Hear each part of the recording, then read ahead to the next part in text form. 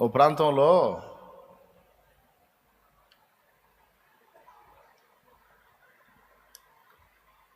కఠినమైన కరువు వచ్చిందట. సరే, కరువు ఇబ్బందికరంగా ఉండి, కొంచెం ఆర్థిక స్థితిగతులు కొంచెం ప్రాబ్లంగా ఉండి, రాజ్యంలో కొంచెం ధాన్యపు కొరత ఏర్పడిందట. కొరత ఏర్పడితే రాజు ఒక ఆజ్ఞ జారీ చేశాడు. ఏం జారీ చేశాడంటే, 60 ఏళ్లకు పైబడి వయసు మళ్ళినటువంటి ముసలాళ్ళందరినీ చంపేమన్నాడంట.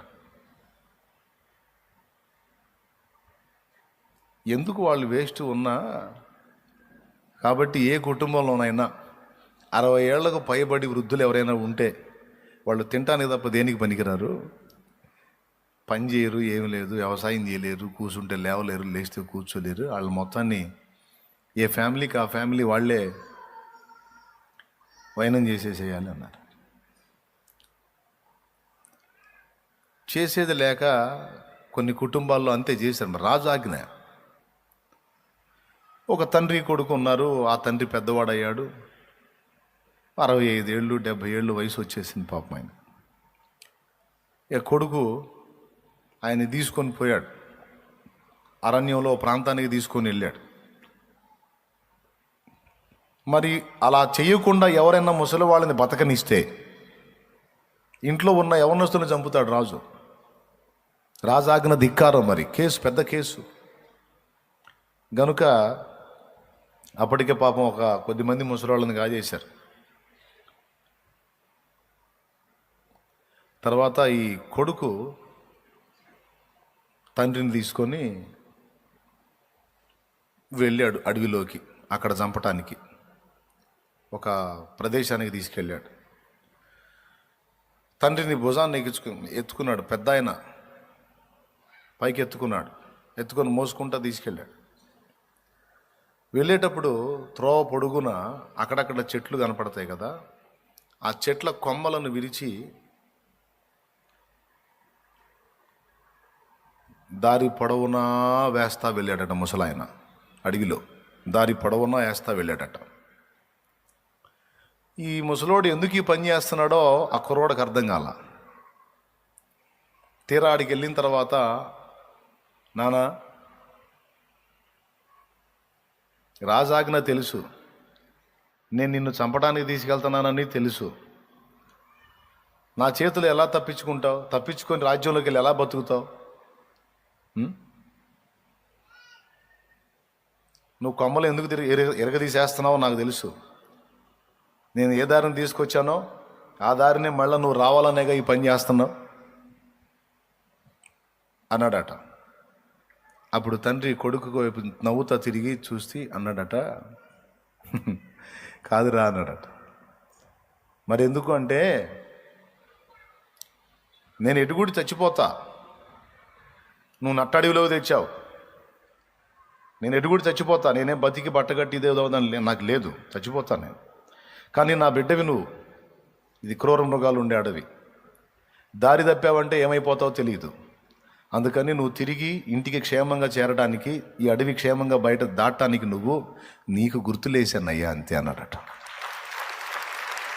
వాడి గుండె పగిలిపోయింది, గుండె జారిపోయింది. అబ్బా, చంపటానికి తీసుకొచ్చినా కూడా నా క్షేమాన్ని కోరాడే నా తండ్రి.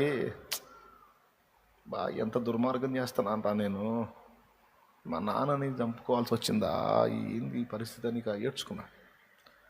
తండ్రిని పట్టుకొని ఏడ్చుకున్నాడు. ఎందుకంటే చూడు, కొడుకు క్షేమంగా ఇల్లు చేరాలి, వాడికి ఏ ప్రమాదం కలుగు, వాడు నన్ను చంపినా పర్వాలా, వాడు బాగుండాలి. పితృవాత్సల్యం. ఇద్దరికి ఏడ్చుకున్నాడు కొడుకు పట్టుకొని, తండ్రిని పట్టుకొని. నిన్ను చంపటానికి వచ్చినా నా మీద ఎందుకు నాన్న నీకు ఇంత ప్రేమ అంటే, చంపటానికంటే నువ్వు కావాలని చంపుతున్నావయ్యా, రాజాజ్ఞ, లేకపోతే నా మీద నీకు ప్రేమ ఉండదా, పర్లేదయ్యా అంటే, నా వల్ల కాదు నాన్న, నిన్ను చంపలేను నాన్న నేను. సరే, రాజు ఒకవేళ అంతగా దుర్మార్గం చేసి నన్ను కూడా నీకోసం చంపితే చస్తా, ఇద్దరం చద్దాం అప్పుడే, నేను మాత్రం నేను చంపలేను నాన్న అని వెనక్కి తెచ్చేశాడు కొడుకుని. వెనక్కి తెచ్చిన తర్వాత తండ్రి ఎవరికి కంటపడకుండా రేయిజామును తీసుకొచ్చాడు ఇంటికి. తీసుకొచ్చి ఎవరికి కనపడకుండా, వెనకటి రోజుల్లో మచ్చులు ఉంటాయి కదా, మచ్చులు అంటారు, ఆ మచ్చ మీదకి ఎక్కించాడు తండ్రిని.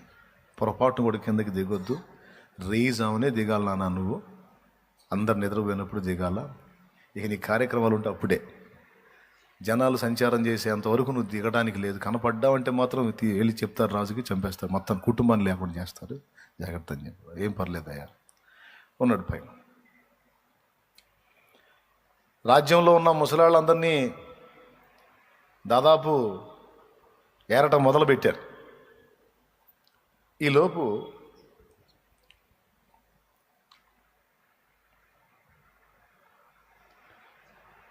మంత్రి ఒక ఆలోచన చేశాడు. రాజుతో వెళ్ళి, నేను ఒక చిన్న ప్రశ్న చెప్తాను మహారాజా, అది రాజ్య పౌరులకు వేయండి. ఆ ప్రశ్నకు సమాధానం చెప్పగలిగితే వాటికి ప్రత్యేకమైన బహుమానాన్ని ప్రకటించండి.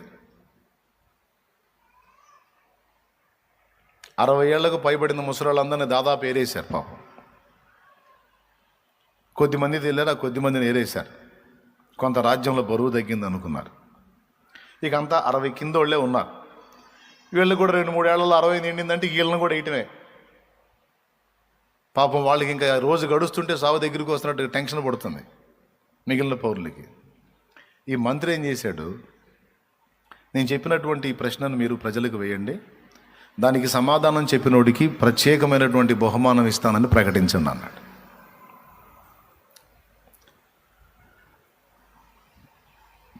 ఏం చెప్పాలో చెప్పు అన్నాడు. అప్పుడు రాజుకు చెప్పాడు, మన రాజ్య పౌరులు, సభలో ఉన్నటువంటి పౌరులకి ఇన్ఫర్మేషన్ ఇవ్వండి, బూడిదతో తాడు బేనాలి.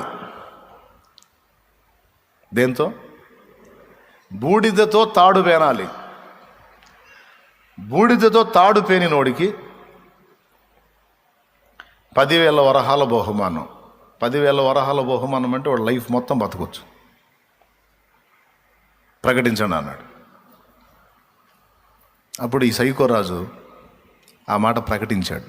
మరి సైకో కాకపోతే వాడు ఏందండి, ఆహారం లేకపోతే పక్కన ఏదన్నా అరువు తెచ్చుకోవాలా, లేకపోతే ఇంకా ప్రత్యామ్నాయం వెతకాలి. కానీ ముసలోళ్ళని చావుకొట్టడం దరిద్రుడు, ముసలోళ్ళ మీద పడ్డాడు పాపం.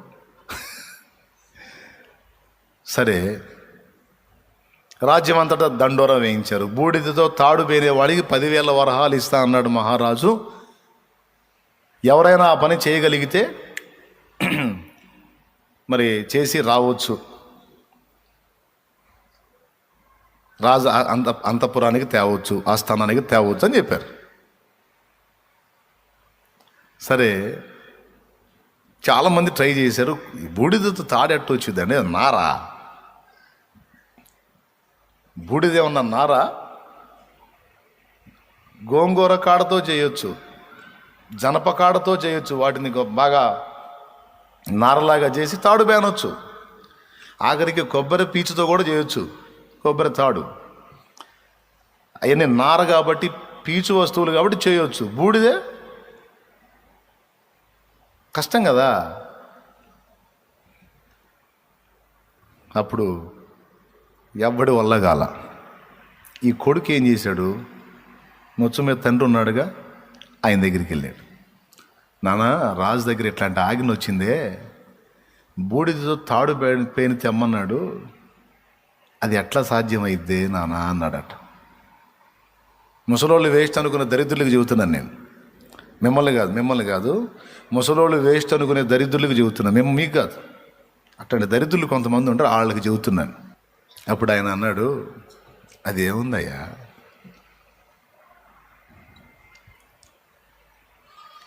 ఒక చెక్క తీసుకోమన్నాడు. చెక్క, ఒక పొడవాటి చెక్క తీసుకోరా, ఒక 5-6 అడుగుల చెక్క తీసుకో అన్నాడు. తీసుకొచ్చాడు. దాని మీద మన లావు పగ్గమేరా, పెద్ద తాడు, పేనిన తాడు, పెద్ద తాడు ఏరా అన్నాడు. దాని మీద వేశాడు. దానికి నిప్పు పెట్టాయా అన్నాడు. మొత్తం కాలి బూడిదయింది, కానీ తాడు షేప్ అలానే ఉంది. తాడు షేప్ అలానే ఉంది. తీసుకెళ్ళి చూపించిపోరా రాజుకు అన్నాడు. మీకు తెలుసుగా, ఎప్పుడన్నా మీరు నులక తాడు కాల్చారా? మీ ఇంట్లో ఒకవేళ నులక మంచం ఉంటే ఈ అలవై దాన్ని కోసి ట్రై చేయండి. ముసలోళ్ళు ఉంటే కర్ర తీసుకొని బాతుతారు. వేస్ట్ తాడు ఏదన్నా ఉంటే నులక తాడు ట్రై చేయండి, కాల్చి చూడండి. అది కాలి అలానే ఉంటుంది. ఎవరికన్నా ఉందా అనుభవం? కాల్చిన ఉందా? ఆల్రెడీ ఆ పని చేశారు పనోళ్ళు. తీసుకెళ్ళి చూపించాడు. చూపిస్తే బిత్రపోయాడు మంత్రి. అసలు ఎవడురా ఇంత తెలియగలడు? చూస్తే నీట్గా బూడిద తాడిపోయినట్టుంది. ఇంకా దాన్ని అట్టెట్ అనటానికి లేదు. ఇది తాడు ఎట్లా అయింది అని అనటానికి లేదు. నువ్వేమన్నావు? బూడిదతో తాడు అల్లుకొని రమ్మని వెళ్ళాను. బూడిద తల్లితే ఎట్లుంటుంది? నీకు సౌండ్ లేదు. సచ్చినట్టు 10,000 వరహాలు ఇవ్వాల్సి వచ్చింది. దేవునికి స్తోత్రం. ఆ తర్వాత ఎంక్వైరీ పెట్టాడు. ఎంక్వైరీ పెట్టి రాజు దగ్గరికి వెళ్ళాడు. మహారాజా, మీరు గమనించండి, ముసలోళ్ళు వేస్ట్ అని మీరు ముసలోళ్ళని చంపేయమన్నారు. వాస్తవంగా ఈ పని చేసుకొచ్చాడే, వీడి తాడు అల్లుకొచ్చాడు చూడు, ఇది వాడి పని కాదు. మొత్తానికి వాడికి ఏ ముసలోడో సలహా ఇచ్చాడు. లేకపోతే ఇది వాడి వల్ల అయ్యే పని కాదు. కాబట్టి మీరు కొంచెం ఆలోచించండి. నేను ఎంక్వైరీ చేస్తానని ఎంక్వైరీ పెడితే ఆ ముసలివాడు పట్టుబడ్డాడు. వాడి ఇంటికి వెళ్ళి చెక్ చేస్తే మొత్తం మీద దొరికాడు. తండ్రి కొడుకుని ఇద్దరిని రాజాస్థానంలో తీసుకొచ్చి నిలబెట్టారు. ముసలోళ్ళు వేస్ట్, వాళ్ళు ఎందుకు పనికిరారు అని మీరు అన్నారు. జవసత్వాలన్నీ ఉడిగిపోయి అంతా కోల్పోయిన స్థితిలో కూడా ఈ ముసలివాడు తన వాళ్ళ పిల్లలు కూడా జీవితకాలం బతకడానికి సరిపోయినంత సంపద జస్ట్ ఒక ఐడియాతో తీసుకురాగలిగాడు. చిన్న తెలివిగల వ్యవహారం, చిన్న ఒక ఐడియాతో 10,000 వరహాలంటే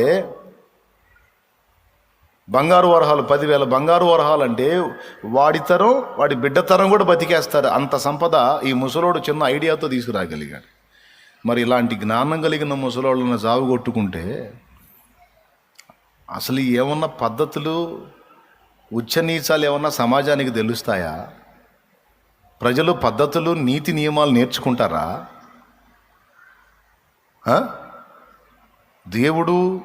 దేవుని భయం, క్రమశిక్షణ అనే వాళ్ళకి చెప్పేవాడు లేకపోతే వీళ్ళు అందులో ప్రయాణం చేయగలుగుతారా? హద్దులు లేకుండా తిరుగుతారు రాజా. కాబట్టి మీ ఆజ్ఞ చాలా రాజ్యానికి నాశనకరమైంది. అనుభవజ్ఞులు లేకపోతే పిల్లలకు దారి తెలియదు, సర్వనాశనం అవుతారు. కాబట్టి అనుభవజ్ఞులు కావాలి, పెద్దలు కావాలి. కాబట్టి మీ ఆజ్ఞను విరమించుకోండి అంటే ఇక ఆ దెబ్బతో రద్దు చేసి పడేశాడు ఆజ్ఞ.